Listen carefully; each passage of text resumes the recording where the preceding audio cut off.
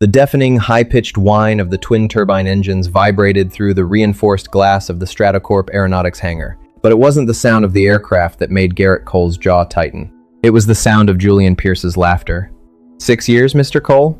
Julian, the lead aerospace engineer for Stratocorp, flipped carelessly through Garrett's heavily redacted resume, a smirk playing on his lips. He didn't even bother to look up. You've spent the last 6 years doing what, exactly? Fixing crop dusters in the Rust Belt? Changing spark plugs on Cessnas? Garrett stood in the center of the blindingly white, polished hangar floor, a stark contrast to the billionaire executives and military brass mingling nearby. He wore a faded canvas jacket, clean but worn denim, and steel-toed boots that had seen more tarmac than a commercial airliner. Beside him, clinging tightly to his large, calloused hand, was his 6-year-old daughter, Mia. She wore a bright yellow sundress and a pair of oversized, heavy-duty, noise-canceling headphones Garrett had carefully adjusted over her ears. She was a tiny, vibrant island of innocence in a sea of cold, calculated corporate ambition. I took time off to raise my daughter, Garrett said. His voice was a low, steady rumble, completely devoid of the defensive panic Julian was clearly hoping to provoke. I took local, independent aviation contracts to maintain a flexible schedule. The work was complex, just undocumented in the corporate sense. It was the truth, but a deeply buried one. 7 years ago, Garrett hadn't just been an engineer. He had been the tip of the spear, a Tier 1 test pilot and lead structural diagnostician for classified black site aviation projects. He had pushed machines past the edge of the atmosphere and pulled them back from the brink of structural failure. But when his wife, Elena, lost her battle with a sudden, aggressive heart condition, the classified deployments and months spent in isolated desert bunkers had to end. The military didn't offer a daycare for the children of ghosts. So, Garrett vanished. He traded Mach 3 for school drop-offs, and multi-billion-dollar government budgets for scraping by on freelance mechanical work just to keep the lights on, and Mia's severe asthma medication stocked. Now, the freelance well had dried up. He needed health insurance. He needed stability. That desperation had brought him to this humiliating final interview for a low-level, third-tier line mechanic position at Stratocorp, an interview Julian had intentionally scheduled in the middle of a VIP showcase just to make Garrett wait in the corner like an unwanted stray. Raising a daughter is noble, Mr. Cole, a voice sliced through the heavy air. Garrett turned. Victoria Sterling, the billionaire CEO of Stratocorp, stepped out from the cluster of generals. She was a vision of terrifying, flawless authority.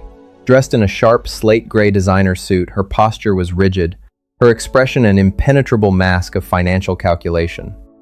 She was known in the industry as the Ice Queen of Aviation, a woman who could gut a failing airline over breakfast and sell the scraps before lunch. She paused, her icy blue eyes scanning Garrett from head to toe, lingering for a fraction of a second on Mia, before snapping back to his worn jacket. But nobility doesn't assemble the rotor housing on a $50 million next-generation stealth transport. Consistency does. Pedigree does. You have a massive gap in your employment history. In this industry, if you aren't moving forward at the speed of sound, you are obsolete. Ma'am, with respect, Garrett said, his tone remaining perfectly level, metal doesn't care about pedigree. It cares about physics, torque, and stress loads. I know engines. I know how they breathe. Julian scoffed loudly, tossing the resume onto a nearby tool cart. He knows how they breathe, Victoria. How poetic. Unfortunately, our investors prefer empirical data over poetry. We're done here, Mr. Cole. Security will show you to the visitor gate. Mia tugged at Garrett's hand, looking up at him with wide, anxious eyes. She slipped one of the ear cups off. Daddy, are we leaving? Did you get the job? Before Garrett could kneel to comfort her, the massive hangar doors began to retract, revealing the blinding Colorado sun and the crown jewel of the company, the Apex Vanguard, a revolutionary tilt-rotor stealth aircraft. The military brass murmured in awe. Victoria Sterling turned her back on Garrett entirely, her face shifting instantly into a perfect, charismatic smile for her buyers. Gentlemen, Victoria announced, her voice echoing over the PA system. Prepare for the maximum load ground spool. We are going to push the Apex to 110% thrust capacity while anchored, demonstrating the flawless stability of our new synthetic titanium alloy rotors. The technicians in the glass-walled control room began flipping switches. The Apex Vanguard's massive twin blades began to turn. Slowly at first, then building into a terrifying, chest-thumping roar, the executives clapped. Julian beamed with arrogant pride, but Garrett didn't clap. He froze. He didn't hear the roar of a successful engine. Beneath the overwhelming thunder of the turbines, his trained ears caught something else, a microscopic flutter. A harmonic dissonance hiding in the low-frequency vibration. It was a rhythmic, metallic clicking that echoed in his bones, a sound he had only heard once before, right before a prototype disintegrated mid-air over the Mojave Desert. The main rotor wasn't stable. The housing assembly was experiencing a microscopic fracture cascade, and at 110% thrust, it was going to tear itself apart like a fragmentation grenade. And it was going to happen in less than 90 seconds. Garrett looked at the generals, standing less than 50 feet from the aircraft. He looked at Victoria Sterling, standing proudly at the front of the viewing line. He squeezed Mia's hand, immediately picking her up and placing her securely behind the heavy steel frame of a hydraulic press. "Stay right here, baby girl. Cover your ears. Don't look." "Hey!" Julian barked, noticing Garrett moving. "I said you're dismissed. Get away from the flight line." Garrett ignored him. His quiet demeanor vanished, replaced by the lethal, zero-hesitation focus of a man who dealt in life and death. He stepped directly over the thick red safety line painted on the hangar floor, marching straight toward the billionaire CEO and the spinning blades of a disaster waiting to happen. The downdraft from the massive twin rotors hit the hangar floor like a localized hurricane. Dust, loose tie-down straps, and discarded safety manuals whipped through the air, creating a chaotic storm of flying debris. The billionaire investors and military generals instinctively recoiled, shielding their faces as the Apex Vanguard spooled toward maximum capacity. Security Chief Brody Hayes, a massive man in a tactical suit, lunged to intercept the rogue mechanic. "Stand down!" Brody barked, reaching out to tackle Garrett to the concrete. Garrett didn't even look at him. He didn't raise his fists or brace for impact. With a fluid, almost ghost-like pivot, he simply stepped inside the guard's reach, redirected Brody's heavy momentum with a slight shift of his shoulder, and sent the massive man stumbling harmlessly into a tool cart. It wasn't a bar fight maneuver. It was the hyper-efficient, zero-hesitation evasion of a man who had been trained to survive in hostile territories. In the glass-walled control room overlooking the hangar, Julian Pierce slammed his fist against the console. "What is he doing? Get him off the floor. Push the throttle to 110%, now." The engines screamed higher, shifting from a powerful roar to an agonizing, high-pitched shriek. The microscopic metallic clicking Garrett had heard was no longer a whisper. It was a rapid, violent hammering. The portside rotor housing was vibrating so violently that the reinforced mounting bolts were beginning to blur. The machine was tearing itself apart from the inside. Victoria Sterling stood near the front of the VIP barricade, her eyes blazing with fury at the interruption. She opened her mouth to order her security team to draw their weapons if necessary, but the words died in her throat. Her gaze had tracked past Garrett's sprinting figure and landed on a small, terrifying shape near the front landing gear of the vibrating aircraft. It was a 5-year-old boy in a miniature tailored suit, his hands clamped over his ears, staring up at the giant blades in terrified awe. Holden, her son. He had slipped away from his private nanny during the distraction, drawn to the shiny, deafening machine. The ice in Victoria's veins evaporated, replaced by a sudden, suffocating panic. The flawless, untouchable billionaire ceased to exist. In a fraction of a second, she was reduced to a helpless, terrified mother. "Holden!" Victoria screamed, her voice completely swallowed by the roar of the turbines. She abandoned her dignity, her VIP buyers, and her high-heeled composure, sprinting desperately toward the red line. But the wash from the rotors was too strong. A sudden, violent gust of synthetic wind slammed into her, knocking her hard to her knees on the polished concrete. She scrambled forward, tearing the knees of her expensive suit, reaching out a trembling hand toward a son she could not reach. Above her, the portside engine gave a deafening, unnatural, metallic groan. Julian's arrogant face in the control booth drained of all color. The monitors in front of him suddenly flashed a blinding, continuous red. Critical stress. He panicked, staring at the screens instead of the aircraft. I can't shut it down." The sequence is locked in the high spool cycle. The elite team of Stratocorp engineers froze. Millions of dollars of education. And they were completely paralyzed by the sudden reality of catastrophic failure. Garrett didn't freeze. He moved with terrifying speed, diving under the massive, shaking fuselage just as the first reinforced bolt snapped. The thick steel projectile shot across the hangar like a bullet, shattering the reinforced glass of the control booth mere inches from Julian's head. Garrett slid across the tarmac, scooping Holden into his arms and pulling the boy tightly against his chest. He turned his back toward the failing engine, curling his large frame into a protective shell over the child. A second later, a large section of the titanium rotor housing violently sheared off. The heavy shrapnel slammed into the hangar floor right where Holden had been standing a second prior, gouging a massive crater into the concrete before ricocheting into the steel rafters. Still shielding the boy, Garrett didn't run away. He scrambled toward the exposed underbelly of the Apex Vanguard. He ignored the heat, the deafening noise, and the chaotic wind. His calloused hand reached blindly into a specific, unmarked maintenance recess hidden behind the front landing gear strut, a manual hardwired fuel cutoff valve that only the original design architects knew existed. He grabbed the heavy brass lever and violently ripped it downward. Instantly, the deafening shriek of the turbines choked. The fuel supply was severed. The massive blades began to slow, their terrifying momentum fading into a heavy, rhythmic thumping, and finally, a dead, echoing silence. The hangar was utterly still, save for the sound of debris settling. Garrett slowly stood up from beneath the smoking aircraft, Holden held securely in his arms. The little boy was sobbing hysterically, his small hands clutching desperately at Garrett's worn canvas jacket.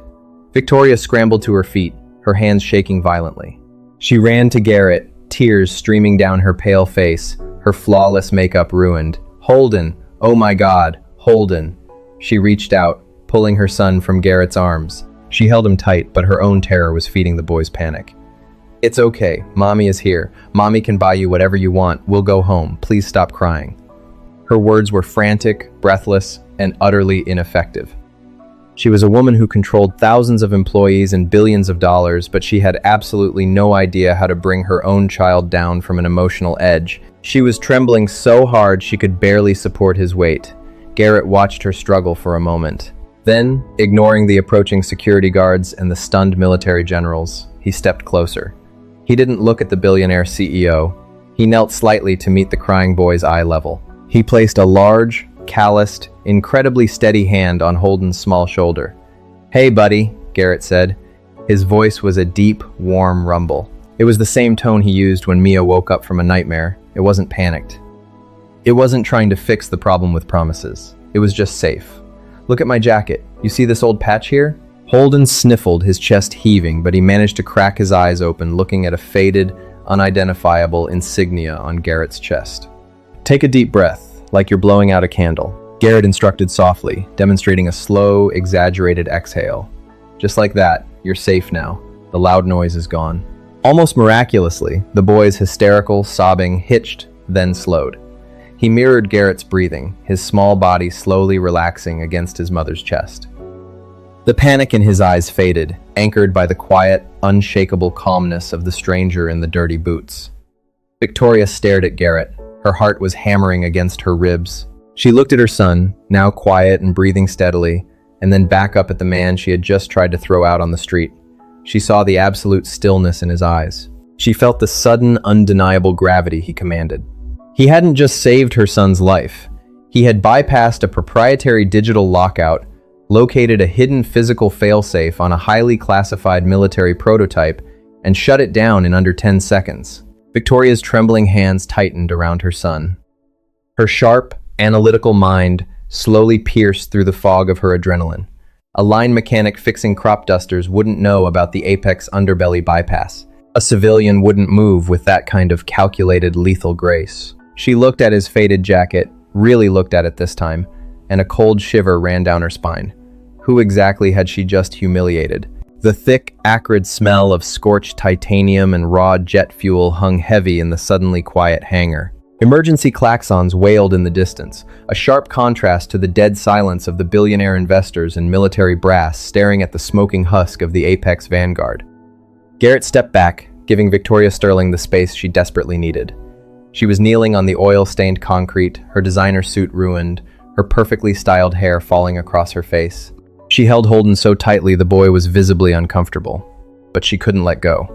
Her breath came in ragged, uneven gasps. For the first time in her life, the most powerful woman in commercial aviation looked completely, utterly powerless. She had all the money in the world. She owned the building they were standing in, She owned the machine that had nearly killed them. But in that terrifying 10 seconds, all her wealth had meant absolutely nothing. Garrett turned his back on the wreckage and the stunned executives. He walked with slow, deliberate steps toward the heavy hydraulic press near the hangar wall. He knelt, his large frame blocking the view of the smoking flight line. Mia peeked out from behind the steel beam. She carefully slid the oversized, noise-canceling headphones off her ears, her dark eyes looking at her father. She didn't look scared. She just looked curious. "Is the loud part done, Daddy?" she asked, her voice small but incredibly calm. "The loud part is done, sweetie," Garrett said, a warm, soft smile breaking through the hard lines of his face. He reached out, smoothing a stray curl behind her ear. "You did perfectly, just like we practiced." He lifted her effortlessly into his arms, resting her lightly against his chest. She buried her face in his worn canvas jacket, perfectly content, completely untouched by the billion-dollar disaster unfolding 20 yards away. "Hey, don't you move a muscle!" The shrill, panicked voice of Julian Pierce shattered the quiet moment. The lead engineer came sprinting out of the shattered control room, his face a blotchy, furious red. He was followed closely by 2 armed facility guards. Julian pointed a trembling finger at Garrett. "Grab him! Pin him to the ground!" Julian shrieked, his voice cracking with hysteria. "He sabotaged the prototype!" He bypassed the digital lockout and killed the engines. Brody Hayes, the massive security chief who Garrett had effortlessly bypassed moments earlier, stepped forward but hesitated. He looked at Garrett, then at the little girl, resting peacefully in his arms. Brody wasn't a fool. He had seen the way Garrett moved. You don't tackle a man holding a child, especially not a man who moved like a special operations phantom. "Julian, shut up," Victoria said. Her voice was raspy, trembling slightly as she stood, pulling Holden to her side. "Victoria, you saw him." Julian stammered, frantically waving his hands toward the smoking aircraft. "He broke the red line. He reached into the landing gear chassis. He crashed the spool sequence. The investors are watching. We need to show them this was a civilian sabotage, not an engineering failure." Julian was desperate. He knew his career was flashing before his eyes. If the engine failed on its own, he was ruined. If he could blame the rogue mechanic for tampering with the fuel lines, he could save his own skin. I said, "Shut your mouth." Victoria snapped, the ice slowly returning to her tone, though her hands still shook. She looked down at Holden. The little boy was no longer crying, but he was staring past his mother, his wide eyes fixed squarely on Garrett. General Richard Blackwood, a heavily decorated military liaison who had been standing near the VIP barricade, slowly walked past the security team. He ignored Julian completely. He approached the smoking underbelly of the aircraft, coughing slightly from the fumes. He knelt, shining a small tactical flashlight into the dark recess behind the front landing gear. The general stood up, his expression unreadable. He looked at Julian.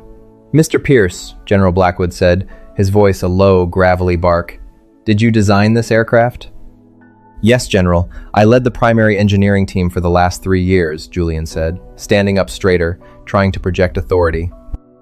"Then explain to me," the general continued, pointing a gloved finger at the dark recess, "how a random line mechanic knew the exact location of a hardwired, analog fuel cutoff valve that isn't listed on a single commercial schematic." Julian blinked, the color draining from his face. A what? There is no analog valve. The entire system is digitally controlled. A manual override would add unnecessary weight. It's a closed loop. "It's not a closed loop," General Blackwood corrected, his eyes narrowing. "There is a brass manual release lever tucked behind the primary hydraulic line. It's a Ghost Protocol failsafe. It's only installed on classified black site prototypes, just in case the digital avionics get fried by an EMP. It was supposed to be scrubbed from the commercial blueprints." The general turned slowly, his sharp, calculating eyes locking onto Garrett.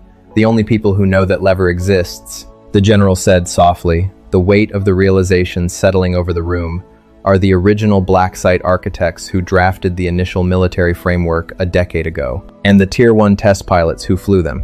The hangar fell completely silent again. Victoria felt the air leave her lungs. She stared at the man in the faded jacket and the scuffed, steel-toed boots. He wasn't looking at the general. He wasn't looking at her. He was just adjusting Mia's yellow dress, making sure she was comfortable against his shoulder. Julian let out a nervous, disbelieving laugh. That's impossible. Look at him, General. He was applying for a job changing spark plugs. He's just a grease monkey who got lucky and pulled a random wire. Garrett finally turned. He didn't raise his voice. He didn't look angry. He simply looked tired. "It's not a wire, Julian," Garrett said, his voice echoing cleanly across the tarmac. "It's a dual-stage pneumatic release valve, and I didn't get lucky. Your port-side rotor housing was suffering a harmonic cascade failure. At 110% thrust, the titanium housing would have shattered. Shrapnel would have taken out the primary fuel line, and this entire hangar, along with everyone in it, would be a crater right now." Garrett shifted Mia's weight slightly, his cold, steady gaze locking onto Julian. "Your synthetic alloy can't handle the torque differential of a high-altitude spool," Garrett stated, the technical truth falling from his lips with absolute, terrifying authority. "You focused on making the blades lighter, but you ignored the vibration tolerance of the main bearing. You built a glass cannon." Julian's mouth opened and closed like a stranded fish. He had no response. The specific, granular diagnosis was flawlessly accurate. It was the exact fear Julian had harbored for months, but had hidden from the board to secure funding. Garrett turned to Victoria. "I withdraw my application, Miss Sterling," Garrett said quietly. "Come on, Mia, let's go get some ice cream." He turned and began walking toward the massive hangar exit, his heavy boots echoing on the concrete, leaving the most powerful people in the aviation industry staring blindly at his back. The silence inside the massive Stratocorp hangar was heavy and suffocating. The deafening roar of the turbines had been replaced by the quiet, terrifying hiss of extinguishing foam and the crackle of cooling metal. Julian Pierce stood paralyzed near the shattered control booth, his face pale and slick with a cold sweat. He frantically pressed buttons on his tablet, desperately trying to pull up a diagnostic screen that would somehow prove he wasn't at fault. "General, please," Julian stammered, stepping toward the military liaison. It was a microscopic anomaly in the telemetry loop, an unpredictable variable. "I can rewrite the stress algorithms by tomorrow morning." "Shut your mouth, Pierce," General Richard Blackwood ordered, his voice dangerously low. He didn't shout, but the absolute command in his tone made the lead engineer flinch. "You don't have a telemetry problem. You have an arrogance problem. You ignored structural integrity to make the aircraft look better on a spreadsheet. You endangered military personnel, you endangered my investors, and you nearly killed a child." Julian opened his mouth to defend himself, looking toward the billionaire CEO for support. "Victoria, you know the pressure the board put on me to deliver." "You are fired, Julian," Victoria Sterling said. She didn't even look at him. She was still kneeling on the oil-stained concrete, her arms wrapped tightly around Holden. Her slate-gray designer suit, worth more than most cars, was ripped at the knees and smeared with toxic black grease. Her perfect, intimidating facade had completely shattered. She didn't care about the $50 million wreckage of the Apex Vanguard smoking on the tarmac. She didn't care about the horrified whispers of the investors behind the barricade. She only cared about the broad-shouldered man in the faded canvas jacket who was walking out the heavy steel doors, carrying her salvation in his arms. "Mommy," Holden whimpered, squirming in her tight grip. "Where is he going?" "I don't know, baby," Victoria whispered, her voice cracking. She stood up, her legs trembling so badly she nearly stumbled. She looked at Brody Hayes, her massive security chief, who was still staring at the exit in stunned disbelief. "Brody," Victoria commanded, her voice suddenly finding a desperate, razor-sharp edge. "Find him, pull the exterior security cameras, track his truck. I don't care what laws you have to bend, do not lose him." 10 miles away, the bells above the glass door of the Copper Ridge Diner jingled cheerfully. It was a worn, comfortable establishment, smelling of old coffee and fried cherry pie, a world away from the sterile, high-stakes glitz of the corporate aviation sector. Garrett slid into a cracked red vinyl booth near the back window. He gently placed Mia down on the seat across from him. She was humming a quiet tune, completely unfazed by the billion-dollar disaster they had just walked away from. A waitress with a kind smile immediately brought over a towering chocolate milkshake with 2 brightly colored straws. "Did the loud machine make you sad, Daddy?" Mia asked softly, taking a long sip of her milkshake. She looked at him with dark, perceptive eyes that saw far more than a 6-year-old usually did. Garrett paused. He looked down at his rough, calloused hands, hands that had just prevented a catastrophic explosion with absolute lethal precision. He took a slow breath. "No, sweetie." Garrett smiled warmly, reaching across the table to wipe a smudge of chocolate from her cheek. It just reminded me of an old job, but I like my job with you a whole lot better." He meant it. The adrenaline that used to fuel him felt like a distant, toxic memory. He just wanted peace. The quiet hum of the diner was suddenly broken by the aggressive roar of a heavy engine. Outside the large glass window, a sleek, armored obsidian SUV pulled up onto the curb, parking diagonally across two spots. The few patrons in the diner stopped eating, staring out the window. The heavy door opened. Victoria Sterling stepped out. She hadn't changed clothes. She hadn't fixed her hair.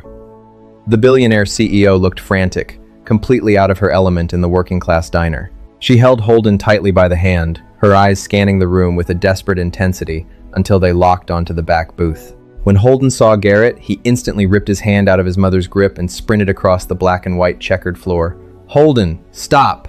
Victoria gasped, rushing after him. She was a woman who commanded boardrooms and dictated international supply chains, but right now, she was utterly helpless. She couldn't control her own son's emotions. The terror from the hangar was still echoing in the little boy's chest, and he was running directly toward the only thing that made him feel safe. Holden stopped right at the edge of Garrett's table. He looked up, his small chest heaving, his eyes wide. "You left," the little boy whispered, his lower lip trembling. Victoria arrived a second later, breathless and embarrassed. She immediately reached down, trying to pull Holden away by the shoulders. "Holden, please don't bother them. I told you to stay with me." She was pulling too hard, her own internal panic making her clumsy. Holden started to cry, shrinking away from her frantic energy. Victoria froze, her hands hovering in the air. She looked defeated, completely unable to provide the comfort her child desperately needed. Garrett watched her struggle. He didn't judge her. He just recognized the sheer terror of a parent who felt totally inadequate. Garrett slid over on the red vinyl seat, patting the empty space beside him.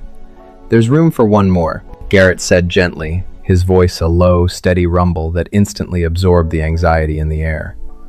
He looked up at Victoria. "If it's okay with your mom." Holden immediately scrambled into the booth, pressing himself against Garrett's side. Within seconds, the boy's tears stopped. He watched Mia draw on a paper placemat with a crayon, the tension draining out of his small shoulders. Victoria stared at the scene. She slowly slid into the booth next to Mia, sitting directly across from Garrett. Her hands were shaking as she reached into her designer blazer and pulled out a gold-embossed checkbook. She placed it flat on the Formica table. "I don't know who you really are," Victoria said, her voice trembling but thick with emotion. "But you saved my son's life. You saved my company from complete ruin. Write a number on that paper. Any number. It's yours." Garrett didn't even look at the checkbook. He kept his eyes on Mia. "I told you, Miss Sterling," Garrett said quietly. "I withdraw my application." "This isn't about that insulting line mechanic job," she pleaded, dropping her corporate armor entirely. She leaned forward, her eyes pleading. "I need someone who understands the machine. I need someone who doesn't freeze when the sky falls. Work directly for me. Vice President of Aviation Safety, $5 million a year, signing bonus, unlimited stock options. Just tell me what you want." Garrett looked directly into her icy blue eyes. For a brief second, Victoria felt totally exposed, as if this quiet man could see every compromise, every lonely night, and every sacrifice she had ever made to build her empire. "I appreciate the offer," Garrett said, his tone perfectly even, "but the hours you keep, the pressure you carry, that life doesn't leave room for bedtime stories or scraped knees." He nodded toward Holden, who was finally smiling. "All the money in the world can't buy back the peace you lose trying to make it."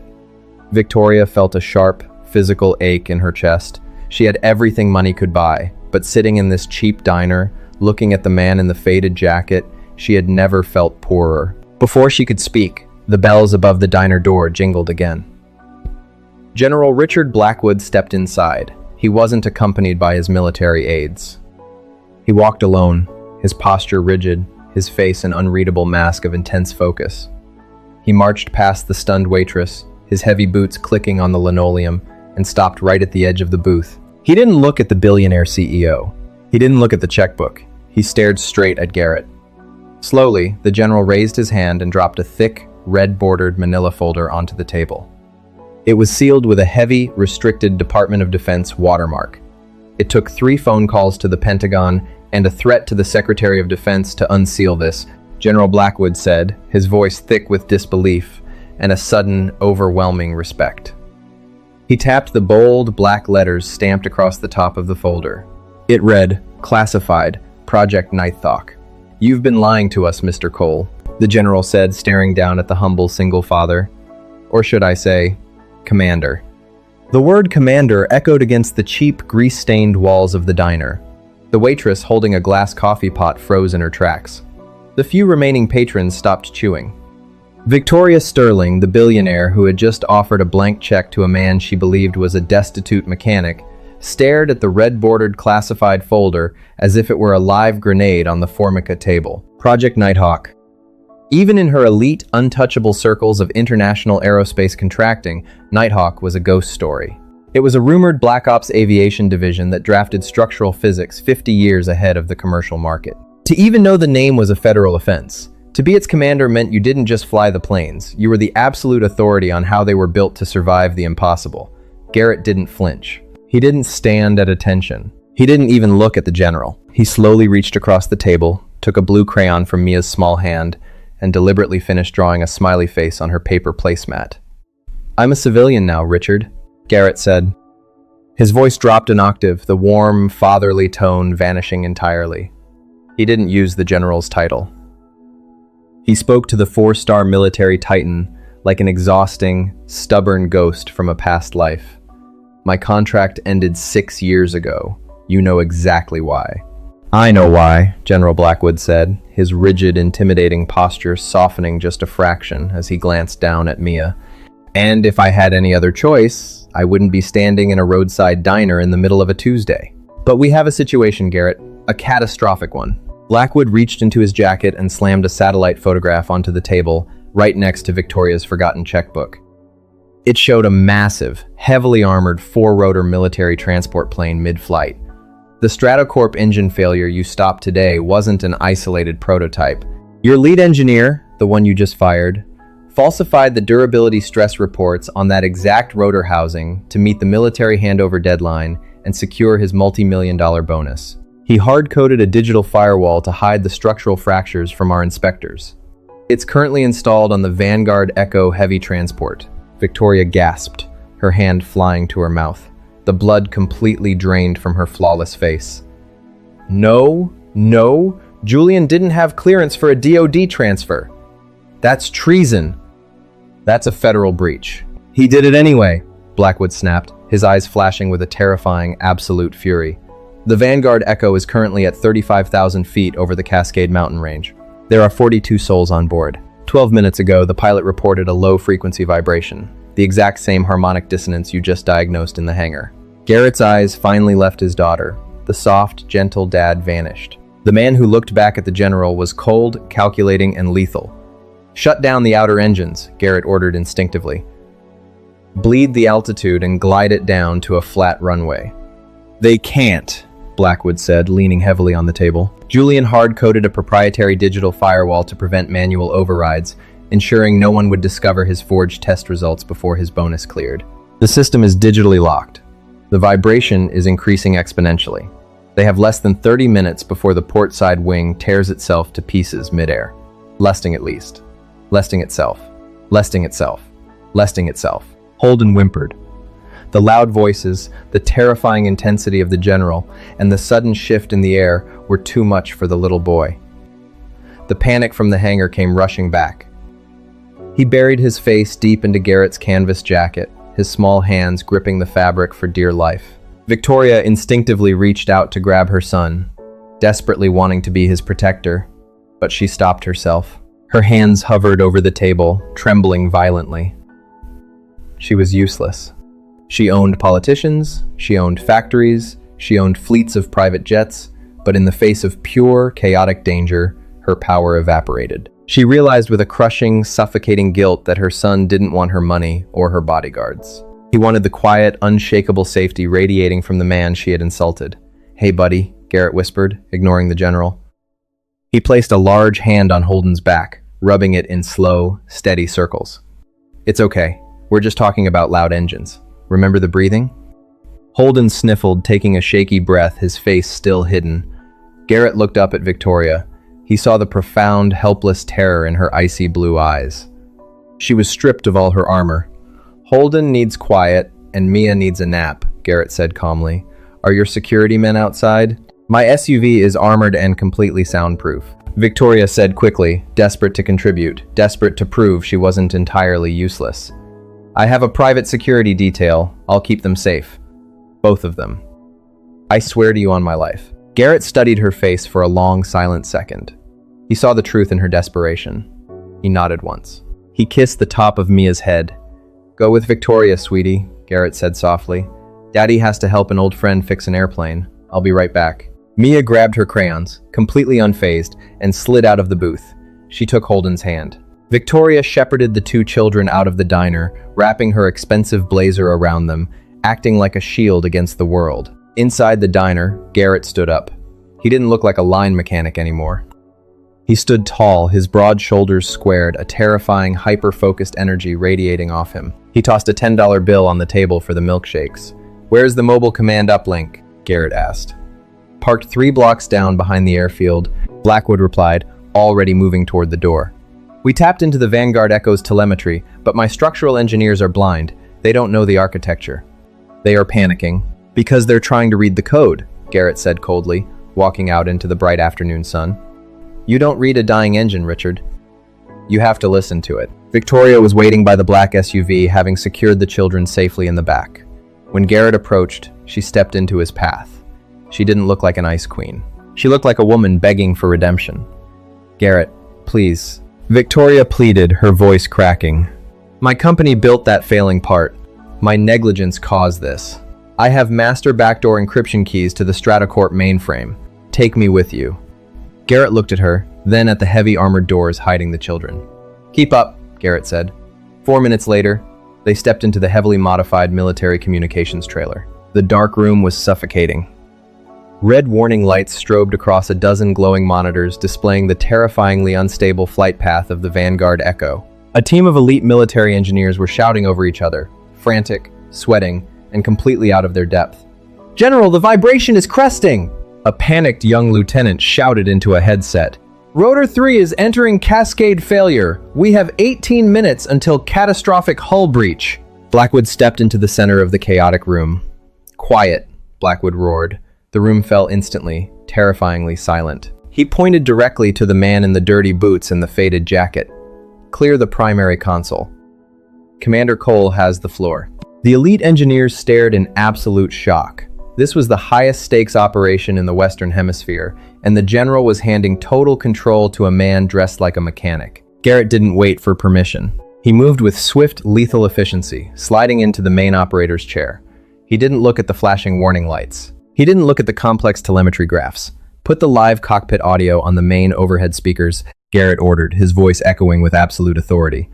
"Sir, protocol states all external audio," the lieutenant began to protest.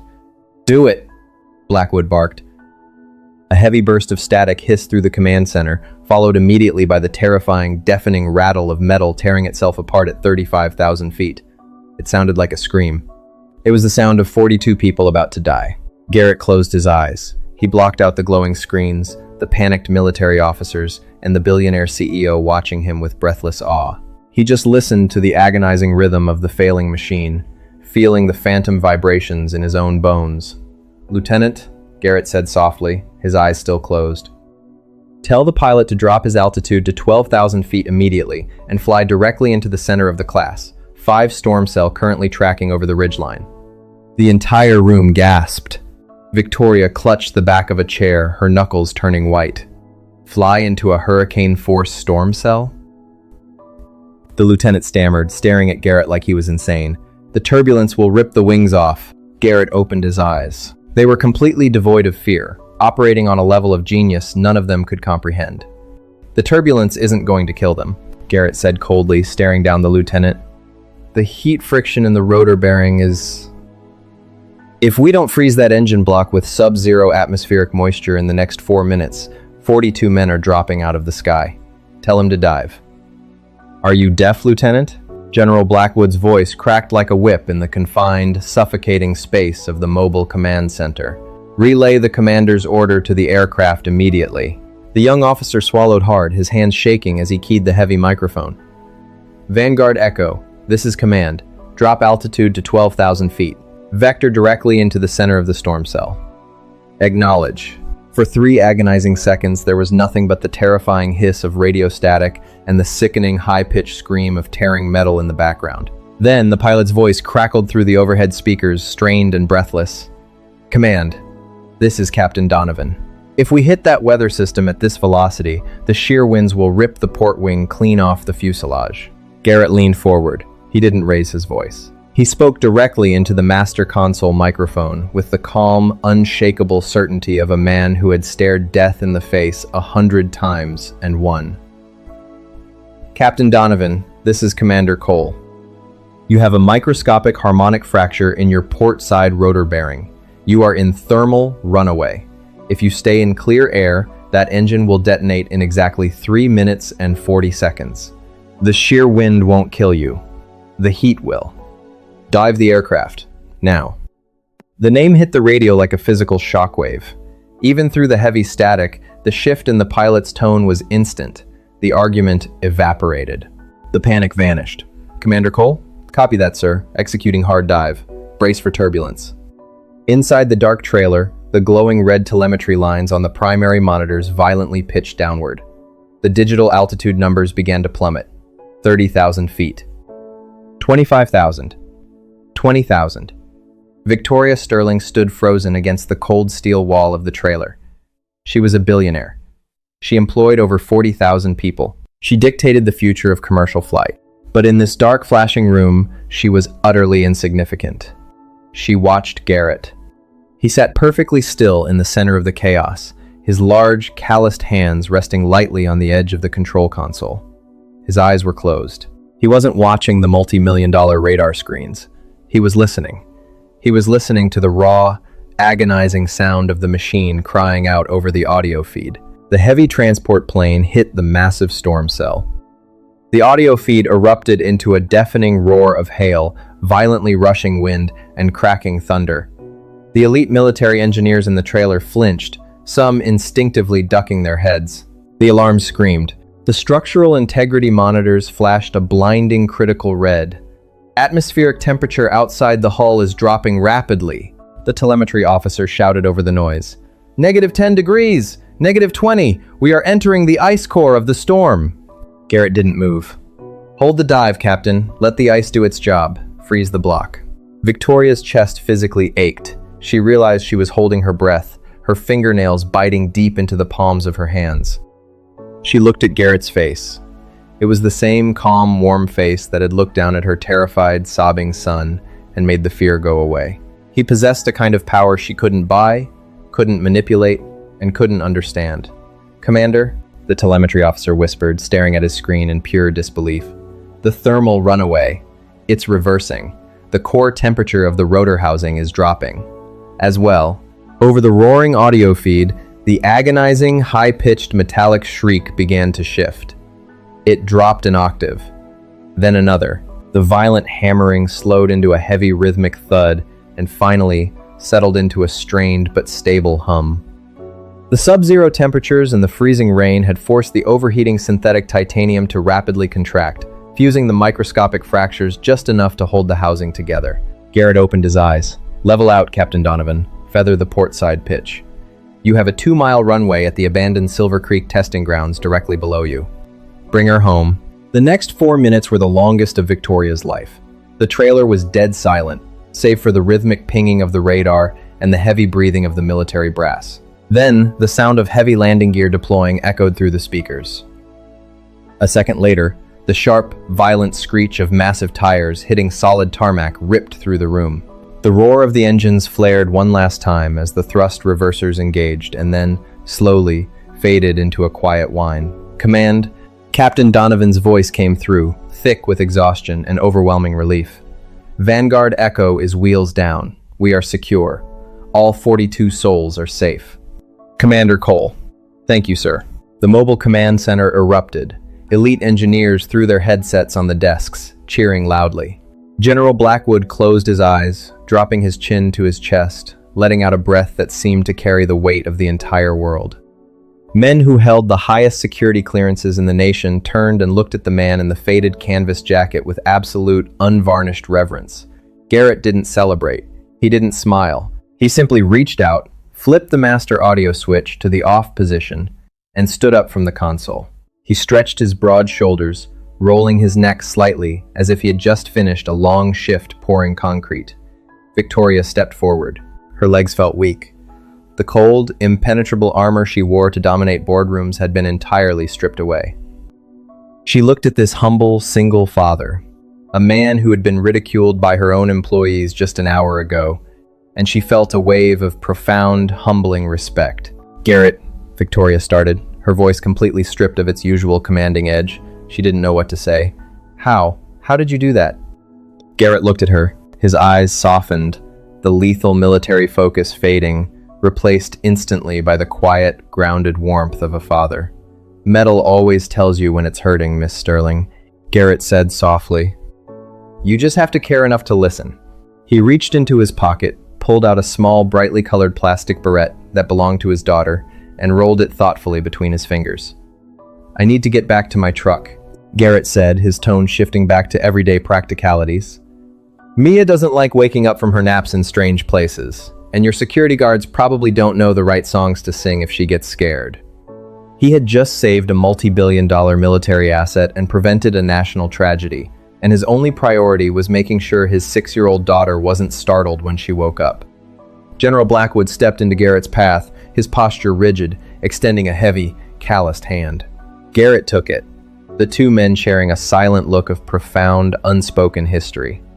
"The Pentagon will want a full debrief, Commander," Blackwood said quietly. "They are going to want you back." "They can want whatever they like, Richard," Garrett replied, releasing the handshake. "I'm off the clock." Garrett turned and pushed open the heavy steel door of the trailer, stepping out into the bright afternoon sun. Victoria followed closely behind him, her heart pounding, completely unsure of what her life or her company looked like after today. But, as they stepped down onto the pavement, the quiet aftermath of the miracle was violently interrupted. Standing directly in front of Victoria's armored SUV were two local police cruisers, their red and blue lights flashing silently. Standing next to the officers, looking incredibly smug and completely unaware of the catastrophe that had just been averted, was Julian Pierce. "There he is, officers," Julian shouted, pointing an accusing finger directly at Garrett's chest. "That's the mechanic! He sabotaged my aircraft and assaulted our security team." "Arrest him." The flashing red and blue lights of the local police cruisers painted the cracked asphalt of the airfield in harsh, chaotic strokes. Julian Pierce stood tall beside the lead vehicle, his chest puffed out in arrogant triumph. He pointed a trembling, manic finger directly at Garrett's chest. "I want him in handcuffs right now, officer," Julian demanded, his voice shrill and desperate. He breached a secure federal testing line. He bypassed a multi-million-dollar digital firewall and physically sabotaged the Apex prototype. That is corporate terrorism. Officer Thomas Vance, a seasoned local cop with a heavy utility belt, placed his hand cautiously on his radio. He looked at Garrett. He saw a man in a faded canvas jacket, covered in motor oil and dust, standing next to the most powerful billionaire in the state. "Sir, I need you to keep your hands where I can see them and step away from the vehicle," Officer Vance ordered, his tone firm. He unclipped his handcuffs, ready to move in. Julian's smug smile widened. He truly believed he had won. He believed he had successfully buried his catastrophic engineering failure under a mountain of false accusations, using a random, blue-collar mechanic as the perfect scapegoat. Garrett didn't raise his hands. He didn't step back. He didn't even look at Julian. His eyes were locked on the thick, tinted windows of the armored SUV, his brow furrowed in quiet concern. He was simply calculating whether the shrill wail of the police sirens had been loud enough to wake Mia from her afternoon nap. "Officer Vance," a voice rumbled from the shadows of the mobile command trailer. It wasn't a request, it was a physical force. General Richard Blackwood stepped down onto the tarmac. The heavy military boots hitting the pavement sounded like a gavel dropping in a silent courtroom. He walked straight past Garrett and stopped inches from the local police officer. The general didn't reach for a weapon. He reached into his breast pocket and produced a solid black leather credential case, flipping it open. The gold seal of the Department of Defense caught the flashing police lights. Officer Vance instantly stiffened, his eyes going wide as he read the 4-star rank and the absolute federal authority printed on the card. He quickly dropped his hands to his sides, taking a respectful step backward. "Stand down, officer," General Blackwood said, his voice dropping to a low, terrifying growl. "You will not be placing handcuffs on Commander Cole. Not today. Not ever." Julian Pierce's smug smile instantly vanished. The color drained from his face, leaving him a sickening shade of pale gray. He stared at the general, then at Garrett, his mind completely failing to process the word commander. "General, you don't understand," Julian stammered, his voice cracking violently. "He's a mechanic. He's a nobody. He applied for a line job this morning. I have the security footage of him tampering with the aircraft. I know exactly what he did," Blackwood interrupted, turning his terrifying gaze onto the lead engineer. "He bypassed a classified analog failsafe to stop your defective rotor housing from detonating and killing everyone in that hangar. A failsafe you didn't even know existed because you lacked the clearance to read the actual blueprints of the machines you pretend to build." Julian took a shaky step backward, bumping into the hood of the police cruiser. "No, that's a lie. The telemetry loop was stable. It was a digital anomaly." "Save it for the federal prosecutor," Blackwood snapped. He stepped closer, towering over the crumbling engineer. 30 minutes ago, the Vanguard Echo experienced the exact same harmonic cascade failure over the Cascade Mountains. 42 military personnel almost fell out of the sky because you falsified the stress test logs and locked the telemetry to hide a fatal flaw, all to secure your quarterly bonus. Julian's knees physically buckled. He grabbed the side mirror of the police car to keep from collapsing onto the asphalt. He couldn't breathe. The Vanguard Echo. The secret DoD contract he had forged the safety signatures on. He thought it was untraceable. He thought the digital lockouts would hide the stress fractures until the next inspection cycle. They crashed? Julian whispered, tears of pure terror welling in his eyes. "No," Blackwood said coldly, gesturing toward the man in the faded jacket.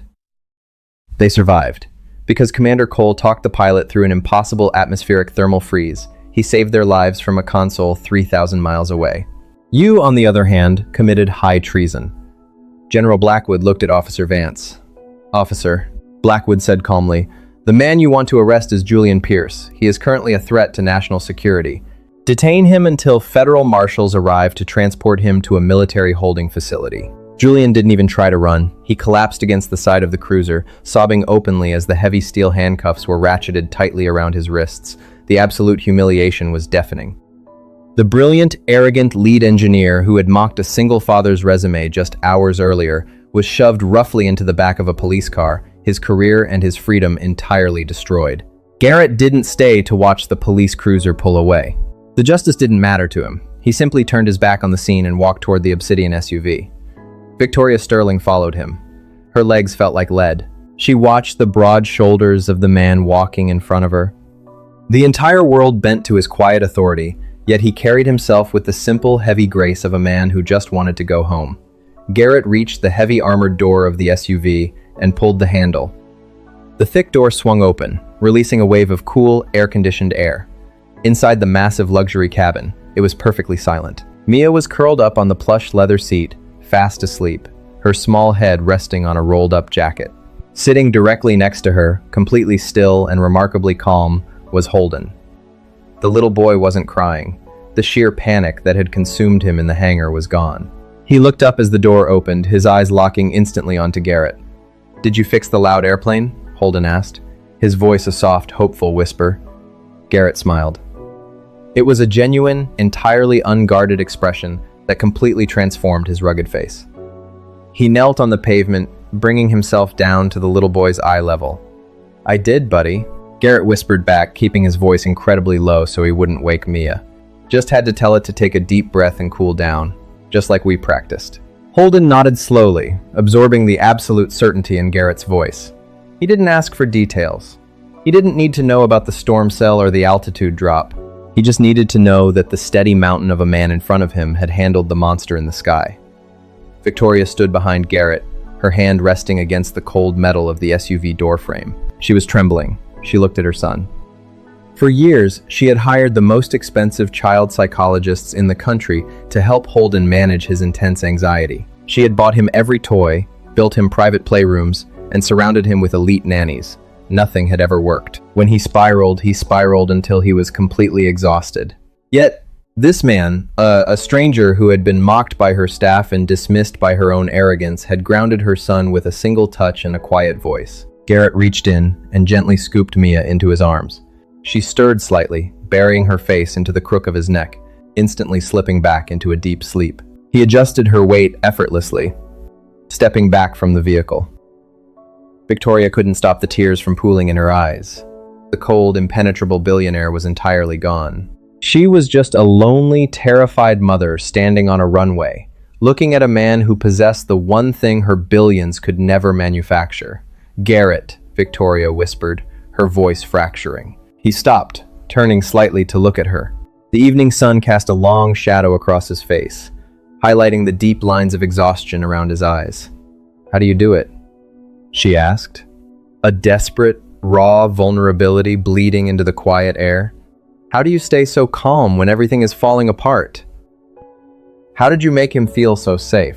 Garrett looked down at Mia, his large hand gently smoothing her hair. Then he looked up, his dark eyes locking onto Victoria's. "You don't buy safety, Victoria," Garrett said softly, his words carrying the heavy weight of profound loss.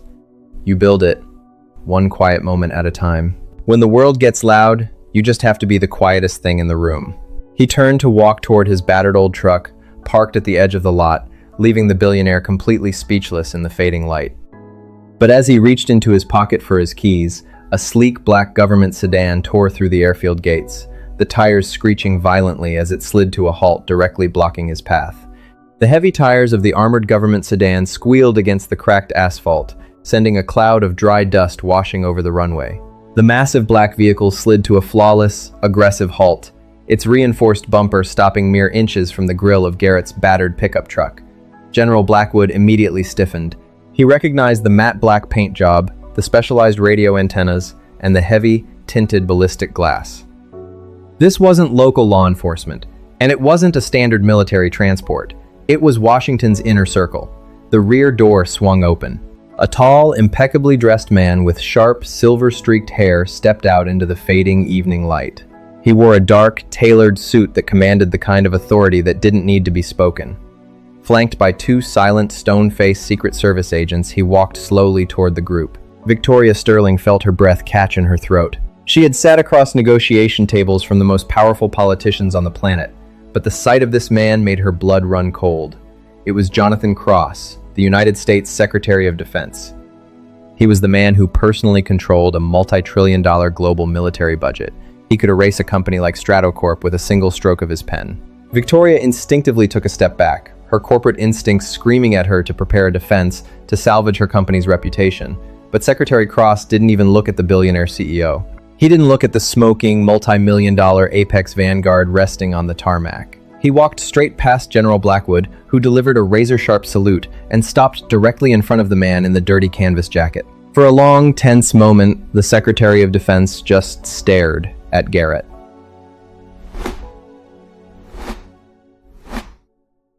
Then, the second most powerful man in the country slowly extended his hand. The president watched the telemetry feed live from the Situation Room. "Commander Cole," Secretary Cross said, his voice carrying a quiet, profound reverence. 42 of my best men are walking home tonight to their families because of what you did in that trailer." Garrett looked at the extended hand. He didn't stand at attention. He simply reached out and shook it, his grip firm and grounded. "They survived because Captain Donovan is a hell of a pilot, Jonathan," Garrett replied softly, his voice perfectly level. "I just told him which way to point the nose." "Don't undersell a miracle, Garrett," Cross smiled faintly, reaching into his tailored suit jacket. He pulled out a thick, sealed white envelope bearing the gold presidential seal. He held it out. "The Pentagon wants the Nighthawk program reinstated. The president wants you sitting at the head of the table. You name the budget, you name the facility, you name the team. It's a blank check. We need you back in the sky." Victoria watched in absolute, paralyzing awe. Her mind struggled to comprehend the scene unfolding in front of her. She had tried to buy this man with a $5 million corporate salary. Now, the United States government was offering him limitless power and a classified empire. Garrett looked at the envelope. he didn't reach for it. He turned his head, glancing over his shoulder toward the heavily tinted windows of Victoria's armored SUV. Inside, entirely shielded from the chaos of the world, his 6-year-old daughter was sleeping safely next to a little boy who had finally found peace. Garrett turned his dark, steady eyes back to the Secretary of Defense. "I appreciate the offer, Jonathan. I truly do," Garrett said, his voice dropping to a low, unshakable rumble. "But my daughter has a parent-teacher conference on Thursday, and we have a strict pancake breakfast rule on Saturdays. I can't take the job. I'm a father now. That's my only mission." General Blackwood sighed softly, a sad smile touching his weathered face. He already knew the answer before Cross had even asked it. Secretary Cross didn't look angry. He looked deeply moved. He nodded slowly, withdrawing the white envelope and placing it back into his jacket. He pulled out a second, smaller envelope, this one completely unmarked, and pressed it into Garrett's calloused hand. "I figured you'd say that," Cross said gently. "This isn't an order, Garrett. It's a complete release. Your classified non-disclosure agreements are officially dissolved by presidential decree. Your ghost status is erased, and your full military pension has been retroactively fully funded and cleared for civilian use. You don't have to hide in the shadows anymore. You've earned your peace. Enjoy it with your little girl." Garrett looked down at the envelope. For the first time all day, the heavy, defensive tension in his broad shoulders finally melted away. He let out a long, quiet breath. "Thank you, Jonathan." The Secretary of Defense offered one final, respectful nod, turned on his heel, and walked back to the armored sedan. The heavy doors slammed shut, and the vehicle glided silently away into the dusk, leaving the airfield completely quiet. Garrett folded the envelope and slid it into his jacket pocket. He turned to walk back to his battered truck. "Garrett, wait." Victoria's voice was different. It wasn't the sharp, commanding tone of an ice queen. It was soft, trembling, and entirely stripped of her billionaire armor. She walked slowly toward him. The setting sun caught the tears reflecting in her icy blue eyes. She didn't look like a CEO anymore. She looked like a woman who had just woken up from a long, exhausting nightmare. "You just turned down the President of the United States," Victoria whispered, her voice filled with a lingering, beautiful disbelief. "Like I said," Garrett smiled warmly, the corners of his eyes crinkling. "Pancakes on Saturday. It's a non-negotiable contract." Victoria let out a breathless, watery laugh. She looked down at the oil-stained concrete, gathering a courage she hadn't needed to use in decades. She looked back up, meeting his steady gaze. "I spent my entire life trying to build an empire, Garrett," Victoria said softly, the absolute truth spilling from her lips. "I thought if I had enough money, enough power, enough control, I could protect my son from everything. But today, I realized I built a fortress with no warmth inside. I don't know how to make him feel safe, but you do." She took a slow step closer, the space between them suddenly feeling charged with a quiet, undeniable gravity. "I am stepping down as CEO of Stratocorp tomorrow morning," Victoria stated. It was a massive, industry-shattering decision, but she said it with absolute, unburdened relief. "I'm going to liquidate my primary shares. I want to build an independent, global aviation safety foundation. Not for profit. Just for the truth. And I want to build it right here, in this town." Garrett listened, his dark eyes studying her face. He saw no deception. He only saw a mother desperate to change her life. "I don't want to hire you, Garrett," Victoria whispered, her eyes locked onto his. "I want to partner with you. You set the hours. You set the rules. You bring Mia to the office every single day if you want to. I need to learn how to be the quietest thing in the room. Will you teach me?"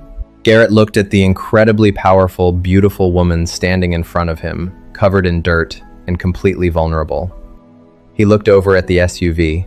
Holden was pressing his small hands against the glass, smiling brightly at Garrett.